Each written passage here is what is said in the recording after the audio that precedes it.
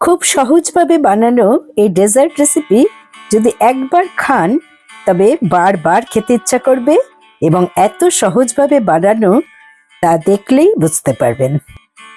Hello friends, রুবিস cookery 2 থেকে আমি Ruby বলছি। আজকে একটা ডেজার্টের রেসিপি নিয়ে আমি হাজির। খুব সহজভাবে বাড়িতে থাকা উপকরণ দিয়ে আমি কিভাবে এই ডেজার্ট রেসিপিটা শুরু করছি তা দেখুন। আজ বানাবো কাস্টার্ড ক্রিম কেক, যেটা বানাতে কোনো ওভেনের দরকার নেই, কোনো বেকিং পাউডার, বেকিং সোডা, কোনো কিছুরই দরকার নেই। একদম নতুন একটা প্রসেসে বানাবো এবং এত সহজ যে আপনারা না বানিয়ে পারবেন না। তা দেখুন, প্রথমে লাগছে দুধ। সেটা আমি হাফ লিটার দুধ নিয়েছি এই জারে। সাথে নিয়েছি 1 কাপ দুধ। একটা কড়াতে দুধগুলো ঢেলে নিচ্ছি।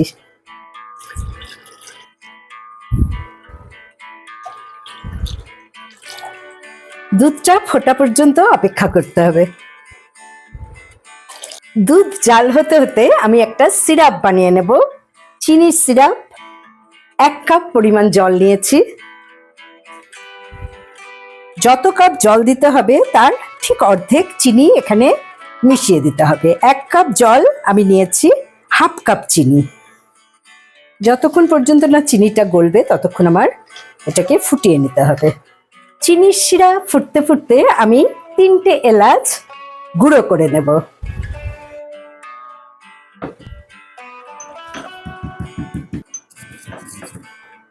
এলাচের এই খোসাগুলো ফেলে দিচ্ছি। আর দানাটাকে আরো মিহি করে বেটে নিতে হবে। তার জন্য 1/4 টিস্পুন চিনি এতে অ্যাড করে একসাথে গুঁড়ো করে নেব। এতে এলাচের দানাগুলো খুব ভালোভাবে গুঁড়ো হয়ে যায়। এলাচের গুঁড়ো রেডি। এদিকে আমার দুধটাও ফুটে উঠেছে। দুধ ফোটা মাত্র আমি আর বেশি জাল দেব না। আমি প্রথমে 1 কাপ দুধ এর থেকে তুলে রাখছি। আমি হাফ লিটারের সাথে যে 1 কাপ দুধ দিয়েছিলাম সেটাই তুলে নিচ্ছি। আর এই দুধটা ফুটে ওঠার পর আমি 3 মিনিট ফোটাবো, বেশি ঘন করব না। আমি এবারে এই ফুটে ওঠা দুধে 3 টেবিল স্পুন চিনি অ্যাড করে নেব।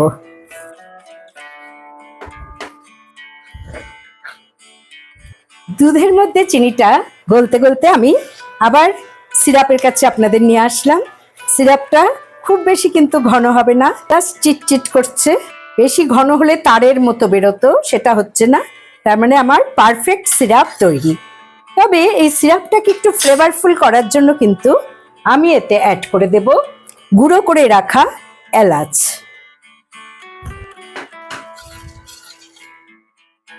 আর দেব 1 চিমটি স্যাফরন। এবারে আমি এটাকে ঢাকা দিয়ে রেখে দিচ্ছি। দুধের মধ্যে ভালো করে চিনিটা গলে গেছে। এবারে আমি আর ঘন করব না, ফ্লেমটা একেবারে কমিয়ে দিয়েছি। আমি এবারে নিয়েছি কাস্টার্ড পাউডার, নিলাম 3 টেবিল স্পুন।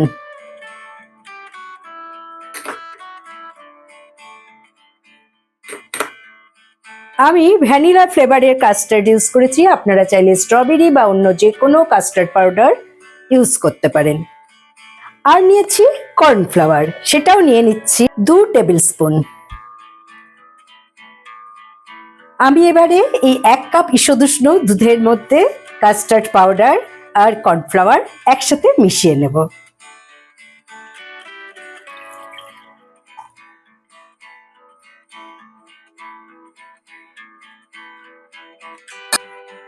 সবকিছু ভালো করে গুলে নিচ্ছি।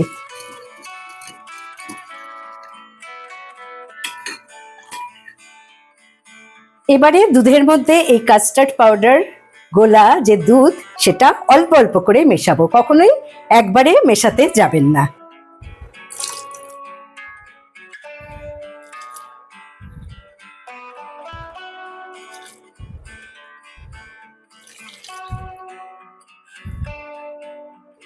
একভাবে নেড়ে যেতেই হবে, তা না হলে লাম্পস হয়ে যাবে, যেটা খেতে একদমই ভালো লাগবে না। ফ্লেমটাকে আমি মিডিয়াম রেখে ক্রমশ নেড়ে নিচ্ছি।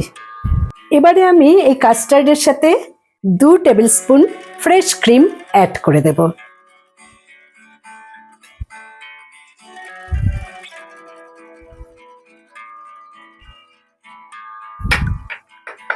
ক্রিমের বদলে 1/4 কাপ দুধের স্বর মিক্সিতে বেটে নিতে পারেন, অথবা 2 টেবিল স্পুন আমুল গুঁড়ো দুধ অল্প দুধের সাথে মিশিয়ে আর সামান্য মাখন একসাথে এতে অ্যাড করে দিতে পারেন।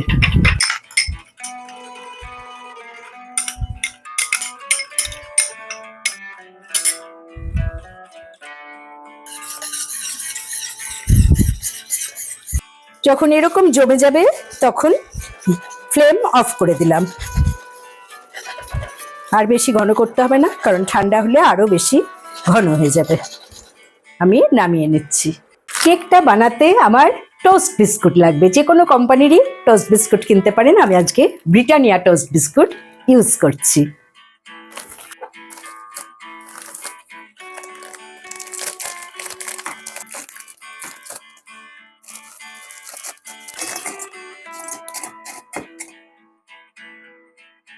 কেকের ওপর গার্নিশিং করার জন্য আমি কিছু ড্রাই ফ্রুটস ভেজে নেব। তা বসিয়ে দিলাম একটা চাটু। আপনারা যেরকম কিছু ড্রাই ফ্রুটসই ইউজ করতে পারেন। আমি যা যা দিয়েছি দেখিয়ে দিচ্ছি। আমি এখানে নিয়েছি 10-12টা কাজু বাদাম, 25 গ্রামের মতো কিশমিশ, 10-12টা পেস্তা, 10-12টা অ্যালমন্ড, সাথে হাফ টিস্পুন ঘি। এবারে আমি চাটুতে ঘি অ্যাড করে দিলাম, তাতে দিয়ে দিলাম কাজু বাদাম, অ্যালমন্ড, পেস্তা। এই তিনটে একটু ভাজা হলে তারপর দেব কিশমিশ, কারণ এই ড্রাই ফ্রুটসগুলো ভাজা হতে একটু টাইম লাগে। এবারে দিয়ে দিচ্ছি কিশমিশ।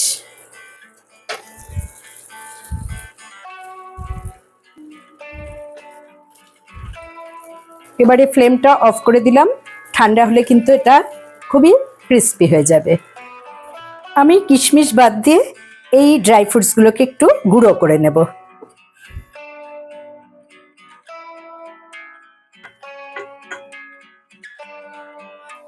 তবে একদম পাউডার করে ফেলবেন না, মুখে যাতে পড়ে এভাবে একটু ভেঙে নেবেন। এরকম আধ ভাঙা করে নিলাম। সবকিছু আমার রেডি। এবারে দেখুন আমি কিভাবে কেকটাকে অ্যারেঞ্জ করি। আমি একটা চৌকো কাচের বাটি নিয়েছি, এতে আমি টোস্ট বিস্কুটগুলোকে এভাবে সাজিয়ে নেব।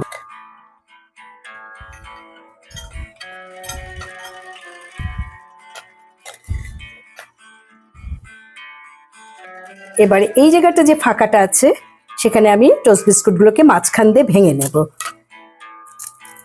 এভাবে ভেঙে ভেঙে দিয়ে দেব। সমান করে ভাঙতে হবে তার কোনো মানে নেই, জাস্ট সাইডটা ফিল আপ করে দিতে হবে এরকম ভাঙা টোস্ট দিয়ে। দেখতেই পাচ্ছেন এখানে ভাঙা টোস্ট বিস্কুটগুলোকে এভাবে দিয়ে দিয়েছি। প্রত্যেকটা বিস্কুটের ওপর আমি এই যে চিনির সিরাপ করে রেখেছি সেটা 1.5 টিস্পুন করে দিয়ে ভিজিয়ে দিতে হবে। প্রথমে 1 টিস্পুন করেই দিচ্ছি, এবং সিরাপটা যেন ঈষদুষ্ণ থাকে। খুব বেশি সিরাপ দেবেন না, জাস্ট এটা ভিজে টোস্ট বিস্কুটটা ফুলে যায় সেরকম। এবারে বানিয়ে রাখা কাস্টার্ড আমি এই বিস্কিটের ওপর ভালো করে ছড়িয়ে দিচ্ছি। এগুলোকে আলতো করে সমান করে দিতে হবে টোস্ট বিস্কুটের ওপর।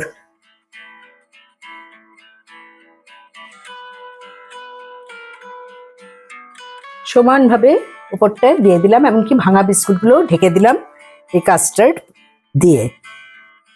আবারও আমি এর ওপর টোস্ট বিস্কুটগুলোকে একইভাবে বসিয়ে দিচ্ছি, এবং আগের বারের মতোই ফাঁকা অংশটা ভাঙা টোস্ট দিয়ে ভরিয়ে দেব।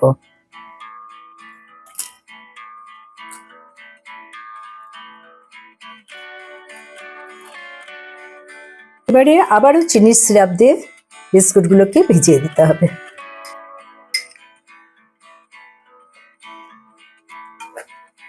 বাদ বাকি কাস্টার্ডটা আবার ঢেলে ওপরটা ভালো করে মেখে নিতে হবে। সম্পূর্ণটা আমার ঢাকা হয়ে গেছে কাস্টার্ড দিয়ে। এবার সাইডগুলোকে একটু স্প্যাচুলা দিয়ে সমান করে নিতে হবে।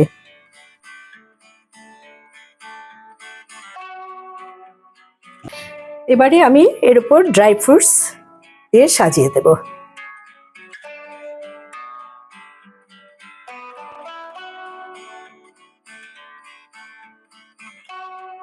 আপনারা আপনাদের পছন্দের মতো ড্রাই ফ্রুটস ইউজ করতে পারেন বা ড্রাই ফ্রুটস ইউজ না করলেও চলবে। আপনারা টুটি ফুটি বা চকলেট চিপসও এর উপর দিতে পারেন।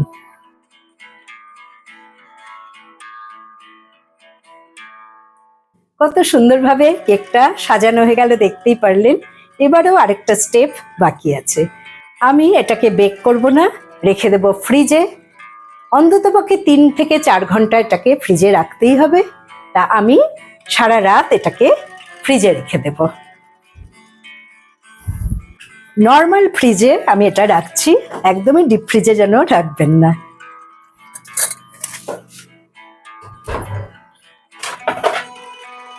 একটা ঢাকা দিয়ে দিচ্ছি। এবার হোল নাইট পর সকালে আমি দেখাবো যে কেকটা কেমন হয়েছে। প্রায় 8 ঘন্টা পর আপনাদের আমি ক্রিম কেকটা দেখাচ্ছি।